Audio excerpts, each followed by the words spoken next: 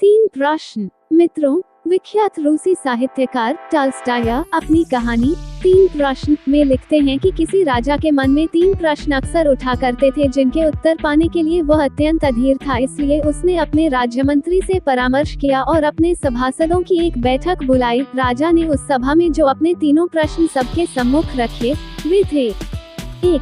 सबसे महत्वपूर्ण कार्य क्या होता है? 2. परामर्श के लिए सबसे महत्वपूर्ण व्यक्ति कौन होता है? 3. किसी भी निश्चित कार्य को करने का महत्वपूर्ण समय कौन सा होता है? कोई भी राजा के प्रश्नों का संतोषजनक उत्तर न दे पाया, लेकिन उस सभा में राजा को एक ऐसे सन्यासी के बारे में पता चला जो सुदूर जंगल में एक कुटिया में रहते थे और सबकी जिज्ञासा का समाधान करने में समर्थ थे। राजा भी साधारण वेश में अपने कुछ सैनिकों एवं गुप्तचरों को साथ लेकर चल दिया। उस सन्यासी के दर्शनों के लिए दिल में एक ही आस थी कि अब उसे अपने प्रश्नों के उत्तर अवश्य ही मिल जाएंगे। जब वे सब सन्यासी की कुटिया के समीप पहुँचे तो राजा ने अपने सभी सैनिकों एवं गुप्तचरों को कुटिया से दूर रहने का आदेश दिया और स्वयं अकेले ही आगे बढ़ने लगा।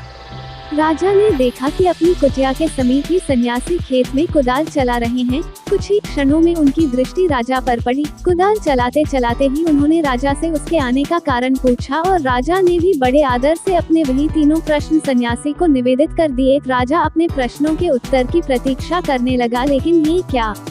साधु ने तो उत्तर देने की बजाय राजा को उसकी कुदाल लेने का संकेत कर डाला और राजा भी कुदाल लेकर खेत जोतने लगा। आखिरकार राजा को अपने प्रश्नों के उत्तर भी तो चाहिए थे।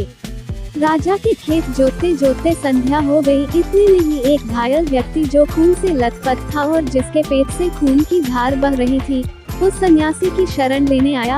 अब सन्यासी एवं राजा दोनों ने मिलकर उस घायल की मरहम पट्टी की। दर्द से कुछ राहत मिली तो घायल सो गया। प्रातः जब वह घायल आगंतुक राजा से क्षमा याचना करने लगा तो राजा के आश्चर्य का ठिकाना न रहा। आगंतुक राजा की स्थिति देख तत्काल अपना परिचय देते हुए बोला, कल तक आपको मैं अपना घोर शत्रु मानता था, क्योंकि आपने मेरे भाई को फांसी की सजा दी थी।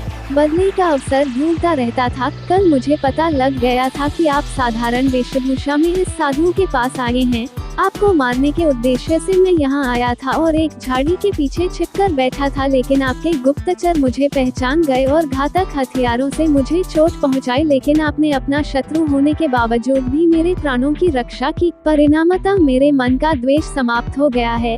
अब मैं आपके चरणों का सेवक बन गया हूँ।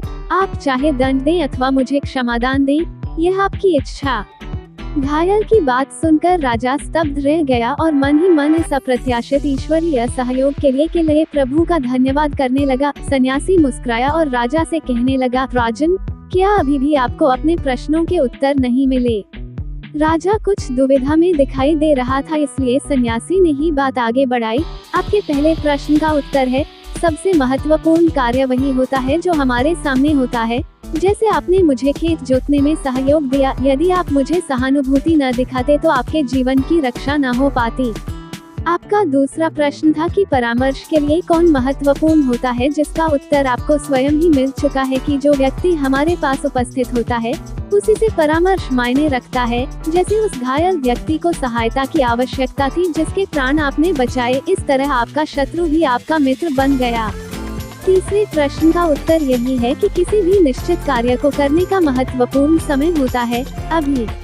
मित्रों, महान रूसी साहित्यकार टॉल्स्टॉय की यह कहानी हमें सावधान करती है कि वर्तमान के महत्व को कभी भी नहीं भूलना चाहिए। भविष्य की चिंता में वर्तमान यदि बिगड़ गया तो हम हाथ ही मलते रह जाएंगे। प्रस्तुत कार्य को मनोयोग से करना अथवा समय का सदुपयोग ही न केवल उज्ज्वल भविष्य की संभावनाओं की नींव होता है, अपितु यही सर्वांगीण प्रगति का मूल मंत्र भी है।